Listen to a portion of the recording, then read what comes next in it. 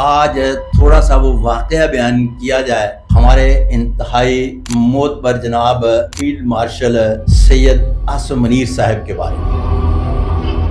اب ہوا کچھ ایسے کہ ایک میرے اسلام آباد سے دوست ہیں اور پنڈی میں ان کی رہائش ہے، تو انہوں نے مجھے فون کیا کہ ملک صاحب ہمارے ایک دوست ہیں، ان سے میں نے ملوانا ہے، تو آپ کب اسلام آباد آ رہے ہیں؟ میں نے کہا جب آپ کہیں گے میں اسلام آباد آ جاؤں گا، ویسے بھی روٹین میں آ رہا ہوں۔ میں جب اسلام آباد پہنچا تو انہوں نے اپنے گھر پہ مجھے بلایا اور بلکہ ساتھ لے گئے، میں اسلام آباد تشریف لائے تھے، تو کہنے لگے ملک صاحب ہمارے ایک دوست ہیں، ان سے ملوانا ہے۔ ہم بیٹھے گپے شپے مار رہے تھے تو ایک صاحب تشریف لائے، انہوں نے کالی پینٹ، ہلکا بلیک اینڈ وائٹ چیک دار کوٹ، اینک لگائی ہوئی، بڑے خوبصورت اور پیارے لگ رہے تھے۔ تو میں نے یوں کر کے ان کی طرف دیکھا تو ہمارے دوست کہنے لگے کہ یہ میرے عزیز ہیں جن کا میں نے ہاتھ دکھانا ہے۔ میں نے ان کے ہینڈ پرنٹ لیے، ہینڈ پرنٹ لینے کے بعد گزارش پیش کی کہ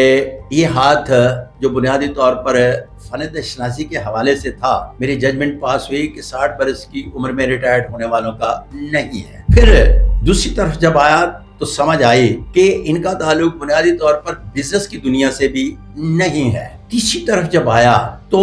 ہاتھ سمجھ میں آ رہا تھا کہ مختلف جگہوں پہ جب پروموشنز ہوتی ہیں تو اس سے تجزیہ کیا جاتا ہے کہ ہاتھ کس کیٹیگری کا ہے۔ اب یہ یاد رہے کہ جب ہم ہائی کورٹ اور سپریم کورٹ کے ججز کی بات کرتے ہیں تو عمر کا ان کا بھی وہ حصہ ہے جو 60 برس کی عمر میں ریٹائرمنٹ نہیں ہوتی۔ اور یہاں یہ بھی یاد رہے کہ ان ہاتھوں کے بارے میں بھی ججمنٹ پاس کر لی جاتی ہے جو نوکری ابتدائی طور پر گورنمنٹ سیکٹر میں کرتے ہیں لیکن ریزائن کر جاتے ہیں، یا دوسری صورت میں ان کے خلاف مقدمات بنتے ہیں اور انہیں ریزائن کرنا پڑتا ہے، تو ہاتھوں سے اس بات کا بھی تجزیہ کر لیا جاتا ہے۔ اب جب آگے نکلے تو آگے نکلنے کے بعد سمجھ آئی کہ یہ ہاتھ بنیادی طور پر آرمڈ فورسز سے متعلق ہے، تو عمر کے اس حصے میں یہ، حصے میں یہ، اس میں یہ، اور انہیں بتایا گیا کہ آپ جس عمر کے حصے میں ہیں یہاں آپ کو اصولی طور پر 3 سٹار جنرل ہونا چاہیے، اور آگے چل کر آپ کی مزید پروموشنز نظر آتی ہیں، واللہ علم بالصواب۔ اچھا، یہ بات سننے کے بعد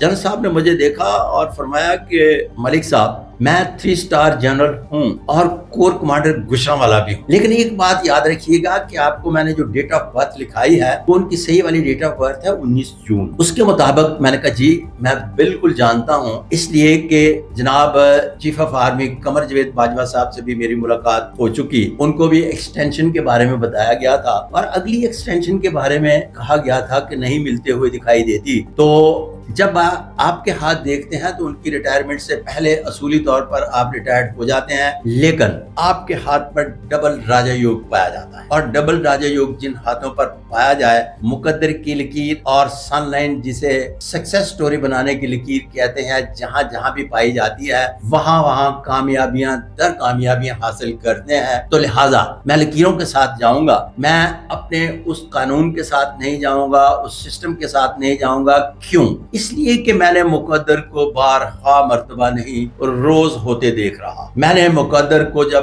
ہوتے دیکھتا ہوں تو میں پھر حالات و واقعات کے مطابق نہیں جاتا، اور میں یہاں ناظرین کو یہ بھی بتاتا چلوں کہ پیش کوئی بنیادی طور پر قانون اور رائے عامہ کا حصہ نہیں ہوتی، پیش کوئی کبھی کبھار رائے عامہ کا حصہ ہوتی ہے، ادروائز جو پیش گوئیاں ہیں نا یہ رائے عامہ کا حصہ نہیں ہوتی، یہ رائے عامہ سے ہٹ کر پیش گوئیاں کی جاتی ہیں، جو وقت آنے پر پھر پتہ چلتا ہے کہ یہ تو اس طرح سے سسٹم کو جانا تھا اور سڈن اس طرح سے بریک ہونے کے بعد نئی چیز کس طرح سے آ گئی۔ تو اس کا مطلب ہے کہ جناب فیلڈ مارشل سید عاصم منیر صاحب کے نصیب میں لکھا تھا کہ ان کو جتنی عزت ملی